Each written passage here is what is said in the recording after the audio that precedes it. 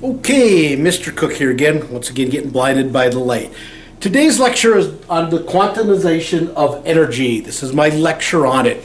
It goes with the reading, Quantization of Energy, followed on the website. It has to do with small stuff on subatomic levels. Now, you've probably heard the phrase quantum leap in quantum mechanics. We use it a lot in science fiction stories.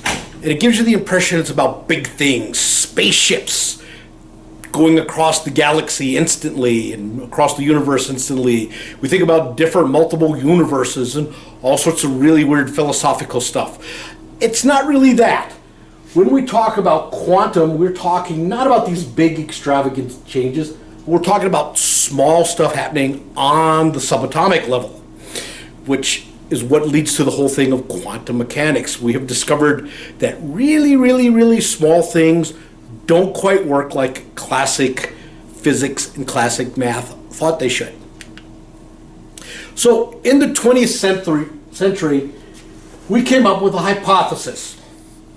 And we were talking about light when we were at this hypothesis. And what we said is light now, we started to think it's quantized into discrete amount of electricity, or energy, excuse me, not electricity. What does that mean, quantize in discrete amounts? What it means is we have a set unit and really nothing in between. It is an either or. If we think on the old traditional number lines, if we go 1, 2, 3, 4, those are sort of quantum numbers. It's either 1 or it's 2 or it's 3. In math, we know there's an infinite number of numbers between 1 and 2. We could have 1.1, 1.2, in between 1.1, and on and on. But if we quantize it into discrete units, it would just be 1, 2, 3, 4. It's kind of like thinking of building a brick wall. I really can only change the height of it by one brick. I don't have these little subunits. It's either I have a wall this high, the next level is going to be one brick higher. That's what we mean by quantizing and discrete amounts. It is a very kind of set unit. Best way to think of it is as the brick or as the whole number. Most of what we study in quantum mechanics comes from Max Planck. He's a German physicist, and he revolutionized much of our thinkings on this. What Max did is he studied light emissions, particularly light emissions of hot objects. You see this a lot in forges. You heat up metals and they change colors. We can actually tell the temperature by the color change based on the material. Remember back when we were studying the EMS, the electromagnetic spectrum, part of it was light. And light had colors. As we went from shorter wavelengths to longer wavelengths or higher frequencies, we got our color spectrum. This is kind of happening here. We get a color spectrum based on the thermal energy in the material and the heat given to it. What he discovered, though, was different than what we call classical or Newtonian physics. In classic physics, there'd be a gradual change between colors. You notice these go to, there's little colors in between, all sorts of it. The problem is this idea breaks down when we're heating up metals as we get here near the ultraviolet. To simplify this, if we did the math, it says the intensity as we get here, the strength of it, would start getting close to infinity. It's one of those funny math things where as you approach a number on the graph, it just shoots up. Well, as we do experiments, it actually proves it's not true. As we get here near the ultraviolet, we expect it to kind of come up with all these colors. But no, think about a hot material. It glows orange or it glows red. For some reason, it doesn't move to the next wavelength. It suddenly jumps to a different spot. So what he discovered was energy is lost or gained in these discrete units.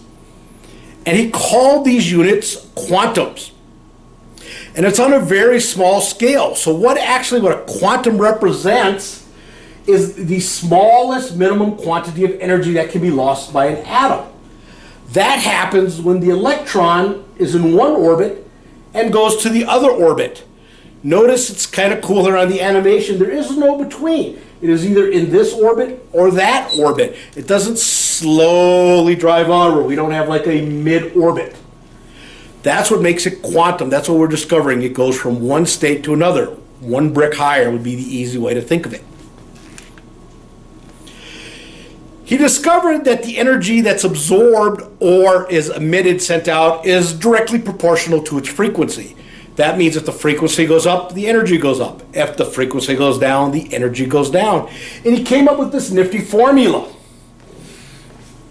E equals hv. Of course, in physics, all those letters mean something. E is energy. Probably figured that out. H is a constant that we call Planck's constant, named after, of course, Max Planck. It is a constant number, much like Avogadro's number, much like pi. It is always the same number. And we multiply that by frequency, which in this formula is shown by the V. So to solve the math, if I am given a frequency and I multiply it by Planck's constant, I can figure out how much energy. If I know the energy something's emitted, I could divide it by Planck's constant and figure out what its frequency is. Planck's constant is in the book. It is also listed right here. H equals 6.626 times 10 to the minus 34. That should probably be up joules per second. We're dealing with energy. We're dealing with joules. Hope all you physics people remember that. Another word you come up quite often is a photon. Photon is simply the name of that potential used to describe that packet, that brick movement. So in our thing, the little electron jumping state, that is essentially what we consider a photon. Not super fancy. So if there are any questions, I will be walking around the room. Please make sure you ask questions. I will be glad to answer. Remember, this lecture is not the full and all to get through the quiz. You still have your reading, the ebook on quantization of energy. And once you are done with the reading, you have the quantization of energy online quiz. So enjoy yourself. Welcome to the cool physics world of quantum mechanics. This is just your basic introduction to it. Have a good day.